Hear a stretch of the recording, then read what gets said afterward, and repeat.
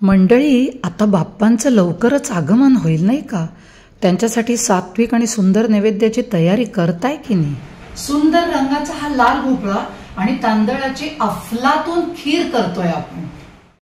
1 वाटी भोपळ्याच्या फोडीसाठी 1 मोठा चमचा तांदूळ, 1.5 चमचा साजूक तूप गरम करायचं आणि त्याच्यात 1 टेबलस्पून सुवासिक तांदूळ, इथे मी इंद्रायणी तांदूळ घेतले, ते छान सुगंध येईपर्यंत परतून घ्यायचे.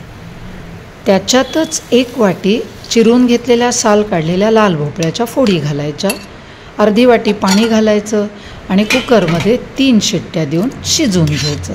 थोडं थंड झालं की मिक्सरमधनं बारीक वाटून घ्यायचं. मिश्रण असं दाटसर आणि असं रवाळ दिसेल. ह्याच्यामध्ये 1 वाटी दूध घालायचं, पाव वाटी साखर आणि हे गॅसवरती उकळायला ठेवायचं. 1 चमचा वेलची पूड घालून या खिरीला अशी उकळी येऊ द्यायची. अप्रतिम रंगाची, अतिशय सुरेख स्वादाची आणि खरोखरच रबडीलाही लाजवेल इतकी साधी, सोपी, सात्विक पण खूपच मस्त खीर तयार.